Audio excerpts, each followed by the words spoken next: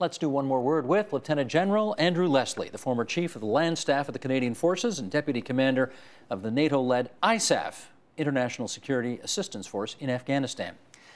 General Leslie, we got a lot of people who watch this program who are new Canadians, who don't necessarily know much about the history of our fighting forces in this country, and your family is inextricably linked with all of that. So although some people know about your family's background in the military, not everybody does, which is why I want to ask. You are what generation in your family soldier? In Canada, the fifth. Fifth generation. In Canada. So keep going back. Your father was, your grandfather was. Do that if you would. My daughter is a lieutenant, served in Afghanistan for a year in the artillery. My son is a graduate of Royal Military College and badly hurt his back in a parachute incident, so he's now out of the armed forces. Is he okay? He's doing well. He's doing well, and it could have been an awful lot worse. And as part of his retraining, he went off and got his master's in business administration. So he's doing very well. I served. My brother served. Sorry, how many years for you? 33 years. And your brother? 2. What was his position? He was a gunner. Okay. Yeah, and many, many years ago. My father was a brigadier general. He commanded 2nd Brigade in Petawawa and did a variety of tours overseas. He fought in the Second World War and the Korean War. Died very young, at age 60. Heart attack.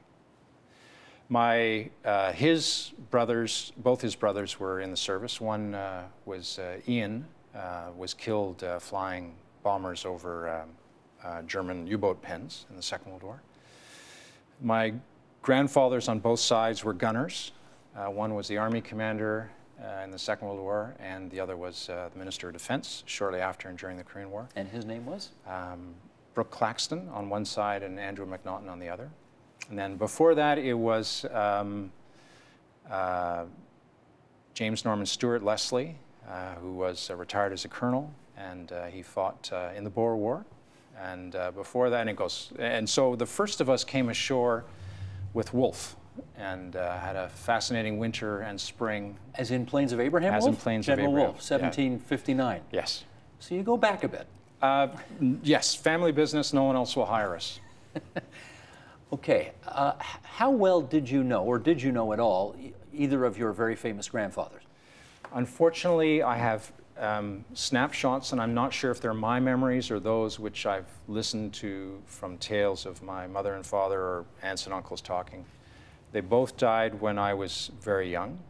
I do remember Grandad Claxton as a very kindly figure, wreathed in pipe smoke, and my Grandad McNaughton would build crossbows to shoot lines up in the tree to get kites out of the tree, because he was a master engineer.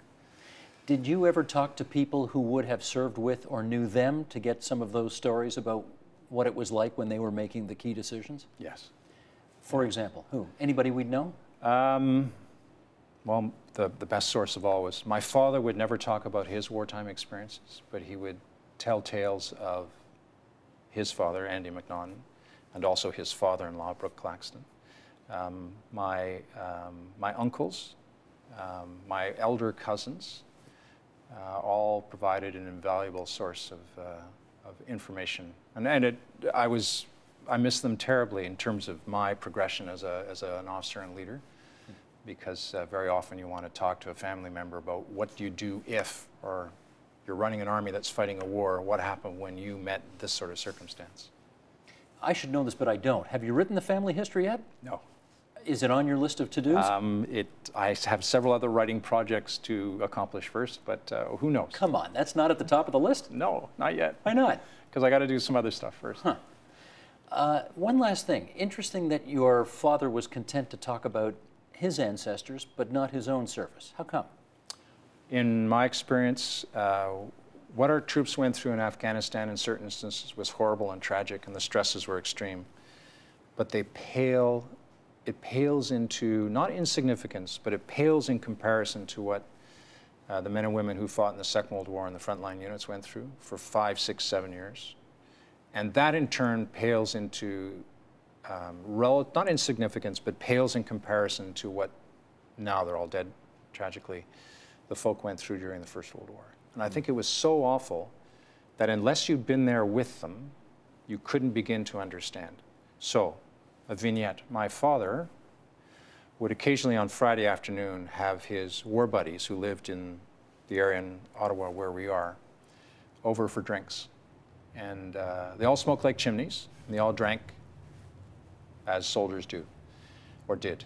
And I would listen to some of the stories then, mainly reminiscence about fallen comrades, or do you remember John when he got it? And then they'd all nod knowingly, and there'd be volumes which weren't spoken. And they took those stories to the grave. Did you ever try to push him to get those stories out of him? Yes, and when I pushed him hard, I would sometimes get funny stories, but usually involving him doing something wrong, but never. He was involved in the liberation, or not the immediate liberation, but shortly after the immediate liberation of one of the death camps. Which one? Bergen-Belsen. And we were watching a documentary once, and there was like a 45-second clip that came up of those horrible people, not those horrible people, but well, actually, there were horrible people. The horrible people who had done such awful things to the prisoners in the death camps. And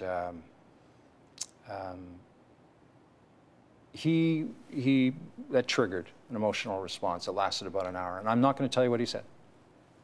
It was very personal, and it was very, there was a lot of anger there. Okay. As often happens with the veterans of some of these wars. Do you get the sense he wanted to protect you and the rest of the family from the Yes. horrors of what he had seen? Yes. That's what it was. Yeah. Protect you.